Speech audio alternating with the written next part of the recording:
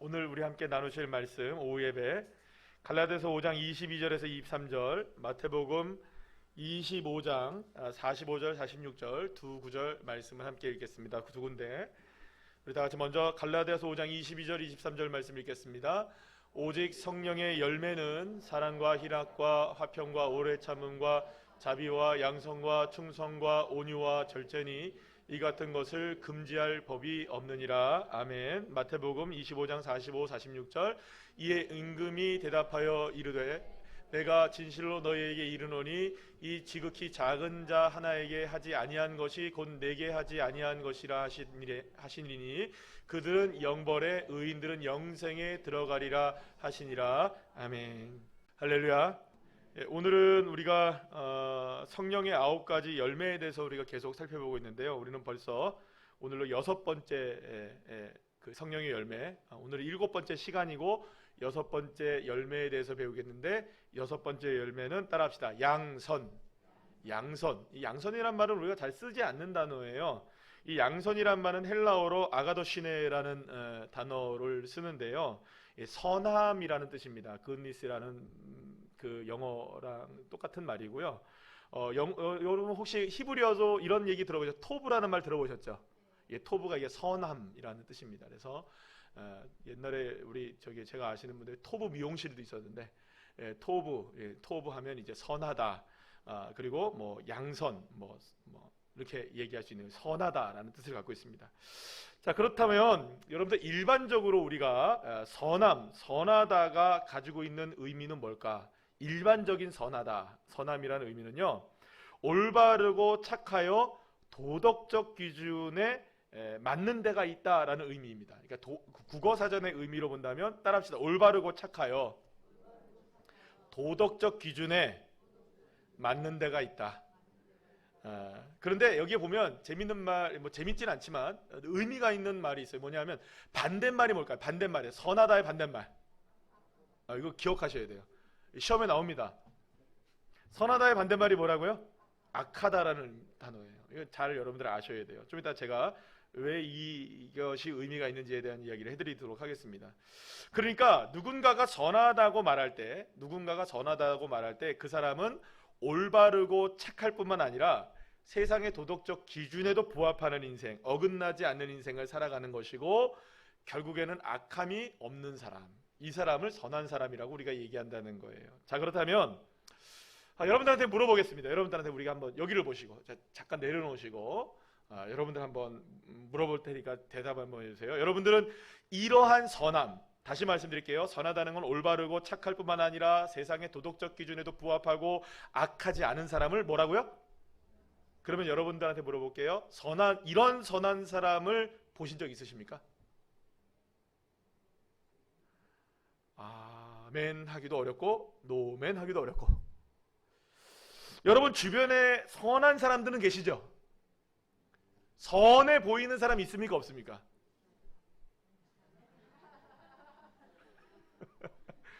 제가 나빠 보입니까? 아까 전에 제가 목욕실에 나오는데 저희 그 집사람이 뭐라 저한테 얘기하는데 왜 이렇게 인상 써? 그러시더라고요. 에? 그래도 선해 보이죠? 제가 어디 이렇게 그 가게 같은데 갔다가 다음에 또 가면 저 알아보더라고요. 제가 그래서 이게 좀 돼서 알아보는 줄 알았더만 저희 집 사람이 착각하지 말라고 등치가 커서 알아보는 거라고. 자, 어쨌든 여러분 주변에 선한 사람, 선해 보이는 사람들은 많습니다. 저 사람 좀 착해 보이는 것 같아. 어느 정도의 선함을 가진 사람들은 주변에 많이 있습니다. 여러분들 주변에 한번 돌아보세요. 선합니까? 악합니까? 그런데 왜 아까 전에 선하다고 얘기하는데 아무도 없대요? 선해 보이시죠? 이쪽 동네는 뭐 어디서 다 개 하시는 분들 같아. 다 선하다고 해요. 여기는 좀 안 친하신 분들인가? 다시 한번, 선해 보입니까? 안 선해 보입니까? 다 선해 보이세요. 그런데 완전하게 선한 사람을 찾을 수 있느냐? 이거는 쉽지 않은 일 같아요. 그런데 여러분, 이 완전하게 선한 사람이라고 얘기하는 것이 이 성령의 열매로 맺어지는 선함이거든요. 그런데 이것이 가능할까요? 불가능할까요? 우리의 인생들 가운데 사실은 가능성이 희박해요. 그런데 성령의 열매로는 무엇이 맺혀질 수 있다? 선함이, 양선이 맺어질 수 있다. 그러니까 인간의 본성으로서는 이루어질 수 없는 것이지만 성령의 임재하심을 통해서는 맺어질 수 있는 열매가 선한 열매라는 겁니다. 사실 양선, 선함 이 말은요 자비랑 그렇게 다른 의미는 아니에요. 근데 자비와 이 선함과의 차이점이 좀 있는데요. 어떤 의미의 차이점이냐면 이 자비라는 것은 죄를 지은 사람, 잘못을 저지른 사람, 그리고 그런 사람에게 용서와 사랑을 베푸는 걸 자비라고 얘기한다면, 양선은 어려운 사람, 가난한 사람, 작은 자들, 이런 사람들한테 도움을 주고 위로를 주는 것을 우리가 선함이라고 보통 얘기를 많이 합니다. 그런 의미에서 어떤 사람이 양선의 열매를, 선함의 열매를 많이 맺고 가고 있다면, 살아가고 있다면 그 사람은 늘 어떤 사람일까? 주위를 둘러보는 사람이겠죠. 그래서 누군가가 도움이 필요하면 다가가서 도와주기도 하고, 기도해 주기도 하고, 용기를 북돋아 주기도 하고, 위로가 필요할 때 어깨를 보듬어 주기도 하는 그런 사람이 어떤 사람이라고요? 선한 사람인 것입니다. 하지만 이것은 성령의 선함의 열매를 맺지 않아도 가능한 일이에요. 왜 그럴까요? 천성으로 착한 사람이 있죠. 네, 천성으로 착한 사람이 있어요. 선에서 주변 사람들을 정말 잘 돌보시는 분들 계세요. 그러면 여러분, 이분들은 그렇게 사니까 양선의 열매가 맺어진 것일까요? 차이가 있는 거예요. 왜냐하면 아무리 천성이 착하고 선하다 해도 사실은 여러분 언제까지 선할 수는 없어요. 이 말을 여러분 조심해서 들으셔야 됩니다. 결코 선할 수 있다는 게 아니라, 선할 수 없다는 게 아니라, 파고 들어가면 무엇이 결국 드러날까? 인간의 본성이 드러날 수밖에 없어요. 겉으로 보기에는 착해요, 선해요. 그런데 실상 우리의 인생을 파고 다 들어가면 우리의 인생 가운데는 분노와 스트레스들이 얼마나 많이 잠재되어 있는지 몰라요. 이렇게 여러분들 아시죠? 강바닥을 확 저으면 어떻게 됩니까? 맑은 것 같아도 부유물들이 막 일어나요. 건드리지 않아서 착한 거지만 만약 그거를 건드리는 순간에는 분노가 폭발할 수도 있고 스트레스가 폭발할 수도 있고 이렇게 될 수 있는 일들이 우리 주변에 얼마나 많은지 몰라요. 물론 제가 너무 부정적으로만 이것을 생각하느냐라고 말할 수도 있으시겠지만, 부정적이지 않으려고 해도 인간의 본성은 결코 우리가 외면할 수 없는 한 가지가 뭐냐면, 인간의 본성은 그 자체가 선하지 않다는 거죠. 우리 모두가 다 부정할 수는 없어요. 우리가 정말로 본성이 착하냐, 본성이 선하냐, 본성이 악하냐 따진다면 우리 모두는 다 어떤 사람들일까요? 본성이 선한 쪽일까요? 본성이 악한 쪽일까요? 그런 의미에서 여러분, 착한 것과 선한 것과 착해 보이는 것, 선해 보이는 것은 전혀 다른 거예요. 그렇다면 우리가 누군가를 바라볼 때 그 사람의 본성이 착해서 착하다고 선하다고 얘기합니까? 겉모습을 보고 착해서 착하다고 선하다고 얘기합니까? 그렇죠? 겉모습이죠. 이것은 사실 누군가의 이야기가 아니라 바로 내 이야기입니다. 만약 여러분 이렇게 한번 생각해 보시죠. 제가 지난번에 어디서 이렇게 동영상을 하나 봤는데 참 의미 있는 동영상이었어요. 그게 뭐냐면 자꾸 이렇게 예배 시간에 핸드폰이 울리는 거예요. 그럼 여러분들 핸드폰이 울리면 어떻겠어요? 왜 저분은 예배를 드리는데 핸드폰도 안 꺼놓고 혹은 진동이라도 해놓으면 되는데 꼭 소리를 울리는 그런 분들이 계십니까? 안 계십니까? 있어요. 아무리 여기다가 우리 방송실에서 이 핸드폰 하지 말라고 해도 그게 안 보여요. 그래도 여러분 한 번, 두 번 울려요. 그 다음 주도 울려요. 그 다음 주도 울려요. 그러면 여러분 그런 걸 바라보는 우리의 시선은 어떨까요? 여러분들은 어떤 마음을 가지시겠습니까? 대부분의 사람들은 좀 준비성이 없다, 왜 저렇게 하나 하면서 얘기는 안 해도 마음속에서 다 그런 생각들을 갖고 있어요. 여러분들 저도 사실은 이 예배를 드릴 때마다 핸드폰을 누르면 제가 무슨 말하는지 까먹습니다. 정말 헷갈리거든요. 막 갑자기 깨져버려요. 그러면 그거를 추스리는데 한 10초 정도 걸려요, 제가. 사실은요. 왜냐하면 이게 핸드폰이 울리면 그렇습니다. 그러니까 꺼두세요. 꺼두시는 게 좋습니다. 그런데 여러분, 우리가 보통 생각할 때는 그렇게 생각을 해요. 준비성도 없고 조심성도 없고 배려하는 마음도 없고 예배드릴 준비가 안 돼 있어 라는 생각들, 수많은 생각으로 그 사람을 정죄하기 시작합니다. 그러나 지난번에 제가 하나 동영상을 봤더니 그런 일들이더라고요. 언제나 어머니가 약간 깜빡깜빡 하시는 거예요. 그런데 아들이 늘 걱정스러운 거예요. 그래서 늘 언제나 1시간마다 엄마가 괜찮은지를 전화를 하시는 거예요. 그러다 보니 그 시간이 앞뒤로 조금씩 밀리다 보면 예배 시간에 그렇게 울릴 수 있더라. 우리는 그 사람의 형편과 사정을 잘 모른단 말이에요. 보여지는 것만 가지고 우리는 판단을 한단 말이에요. 그분이 어떤 모습이 있는지, 어떤 이유가 있는지, 어떤 상황이었는지를 이해하려고 하기보다는 나름대로의 규율과 잣대와 생각을 가지고 우리가 판단을 내리고 분노할 때가 있고, 그럴 때가 훨씬 더 많은 것이 사실 아닙니까? 예수님은 이렇게 말씀합니다. 누가복음 6장 35절 말씀 다 같이 읽어볼까요? 시작. 오직 너희는 원수를 사랑하고 선대하며 아무것도 바라지 말고 꾸어주라. 그러면 너희 상이 클 것이요 또 지극히 높으신 이의 아들이 되리니 그는 은혜를 모르는 자와 악한 자에게도 인자하시니라. 아멘. 여러분, 어떻게 원수에게 선을 우리가 행할 수가 있겠습니까?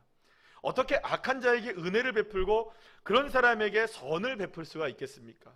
그러나 그러한 사람들은 미움과 배척의 대상이 아니라 결코 선하게 대하는 대상이 우리가 아니지 않습니까? 그 사람들은 어떻게 우리가 선하게 대할 수가 있겠습니까?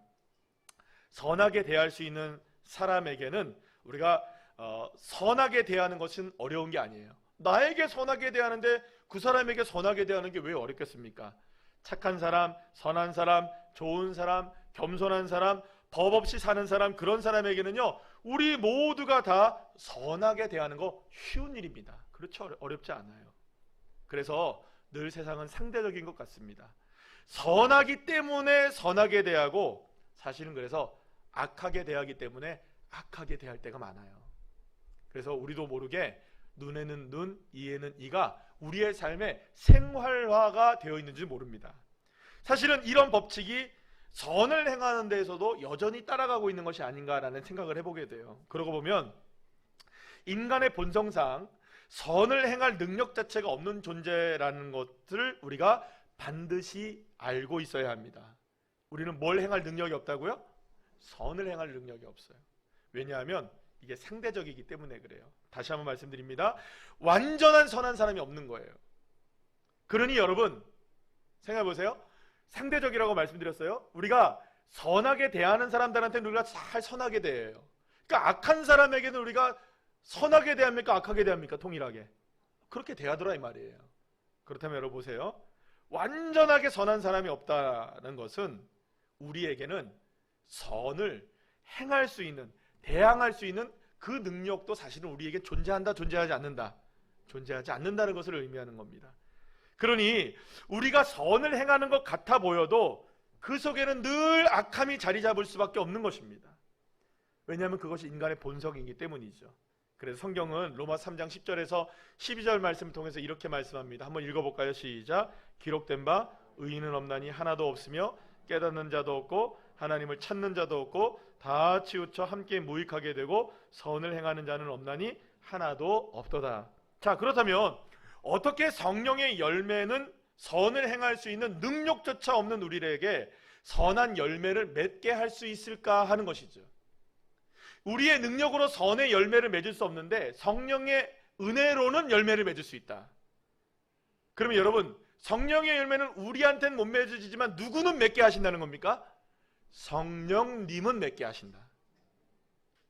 성령님은 우리에게 내 안에 계심을 통하여서 내 안에서 열매를 맺게 하실 수 있는 역사를 허락해 주신다는 겁니다. 그러니 여러분, 이거는 뭐 양선만이 아니라 모든 열매가 동일한 것이지만 우리에게 성령의 열매가 맺어지는 이유는 딱 하나죠. 누가 계시기 때문일까요? 성령님이 계시기 때문이에요. 그렇다면 여러분, 성령님이 내 안에 계실 수 있는 조건이 필요해요. 어떤 조건에서야 성령님이 내 안에 계실 수 있죠? 누구에게 성령님이 임하십니까? 그냥 아무나? 아니죠. 여러분들 성령님 계십니까? 안 계십니까? 생각해 보셔야 됩니까? 성령님 계십니까? 성령님 내 안에 계십니까? 아멘? 어떻게 계셔요? 뭐 그러죠. 원래부터 있는 거죠. 뭐 옛날부터 목사님이 있다 하니까 있는 거죠. 그렇게 하시고 계시는 거예요? 아니죠. 성령님이 계시는 거는 과정과 절차가 필요하죠. 하나님의 자녀가 되어야 되는 거죠. 아멘이시죠? 하나님의 자녀가 되는 과정은 무엇입니까? 예수를 영접하셔야 되죠. 예수를 영접한다는 건 내가 무엇임을 깨달아야 됩니까? 죄인임을 깨달아야 되죠. 내가 죄인임을 깨닫게 될 때에 하나님의 은혜가 필요하고 십자가의 은혜로 하나님의 자녀가 되어지고 하나님의 자녀가 된 사람들에게 하나님은 무엇을 베풀어 주십니까? 성령을 베풀어 주시고 성령이 내 안에 임재하시게 되는 겁니다. 그래야 무엇이 맺어지는 겁니까? 성령의 열매가 맺어지는 것이죠. 그러니까 성령의 열매가 맺어지는 것은 성령의 임재 때문에 가능한 것이에요. 하나님이 나를 자녀로 삼아주지 않으시면, 내 죄를 용서하지 않으시면 내가 성령의 열매를 내 안에서 맺어줄 수가 없는 것입니다. 그러니 내가 할 수 없는 선함을 내 삶을 통해서 성령님이 이루어 가시는 것이 나오게 되는 거예요. 여러분, 오늘 본문에 보면 지극히 작은 자에게 하나를 한 것이 나에게 한 것이라고 예수님 말씀하세요. 여기서 중요한 것은 작은 자에게 무엇인가를 그저 하는 것이 중요한 것이 아니라 그것이 누구에게 하듯 했다는 겁니까? 주께, 하나님께 하듯 했다는 것이에요. 자, 그러면 주님께 한다는 것은 무엇일까요? 주님께 하듯 했다는 것은 무엇일까요? 그것은 주님께 하듯, 내가 날마다 주님께 하듯, 내가 날마다 주님께 무엇을 하듯 감사하는 것 하나가 필요한 거죠. 구원의 은혜, 나를 구원하신 하나님의 은혜, 그게 날마다 넘쳐나면, 구원의 은혜가 넘쳐나면, 내가 하나님의 자녀가 된 것에 대한 감사가 넘쳐나면 그것이 나의 삶을 통해서 자연스럽게 지극히 작은 자에게 영향력을 미치게 되고, 그것을 통하여서 하나님은 그 작은 자를 한 것이 그저 그 작은 자에게 한 것이 아니라 그게 바로 누구에게 한 것이다? 하나님께 한 것이다 라고 주님이 그 선함을 인정해 주신다는 거예요. 주님이 사랑할 수 없는 나 같은 죄인을 사랑하셔서 구원해 주신 것에 대한 감사와 감격으로 우리가 살아간다면 그 누구에게도 지극히 작은 자라 할지라도 얼마든지 주님의 사랑을 나의 삶을 통해 흘려보낼 수가 있는 거예요. 그래서 선을 행하는 것은 단지 선함의 은혜를 받은 자가 베풀 수 있는 특권인 것입니다. 내가 받은 주님의 은혜가 얼마나 선한지를 정말로 안다면 선을 베풀지 않을 수가 없는 것이죠. 그래서 이 양선의 열매는요, 단지 선을 행하는 것 이상을 넘어서 주님의 은혜와 사랑을 진정으로 깨닫고 감사하고 인정하며 감격하는 사람들에게 흘러나오는 것이에요. 여러분, 그래서 처음에 말씀드린 거 기억하나요? 선함의 반대말이 무엇이라고요? 악함. 왜 우리 주변에 선함을 찾아볼 수 없느냐? 우리 모두가 다 어떤 사람이니까? 죄인이기 때문에. 이 죄의 문제가, 악함의 문제가 해결되지 않으면 선함의 문제가 이루어질 수 없는 거예요. 그러면 우리에게 선함의 열매가 맺어지기 위해서 가장 중요한 이 죄의 문제, 이 문제가 해결되어야만 하는 거예요. 할렐루야. 그래야 주님이 내 안에 거하실 수 있어요. 선해진다고 선해지는 게 아니에요. 착한 일 한다고 해서 선해지는 게 아니에요. 성령의 열매는 착한 일로 맺어지는 게 아니에요. 나는 죄인임을 깨달을 때, 받은 은혜가 크다고 믿어질 때, 웬일인가? 나를 구원하신 주님의 은혜가 얼마나 큰가? 십자가의 놀라운 은혜가 얼마나 큰가? 그것을 믿을 때 우리는 자연스럽게 작은 자에게 눈이 돌아가는 겁니다. 그럴 때 그들을 섬길 때 주님은 그 섬김을 받아주시는 것이죠. 그렇다면 여러분, 나는 어떻습니까? 양선의 열매, 선함의 열매가 내 삶에 보일까요? 아니면 여전히 짜증내고 심기가 불편하고 차갑고 냉랭하고 이웃에 대한 관심이 없는 삶을 여전히 살고 계십니까? 그렇다면 오늘 나의 삶을 점검하셔야 됩니다.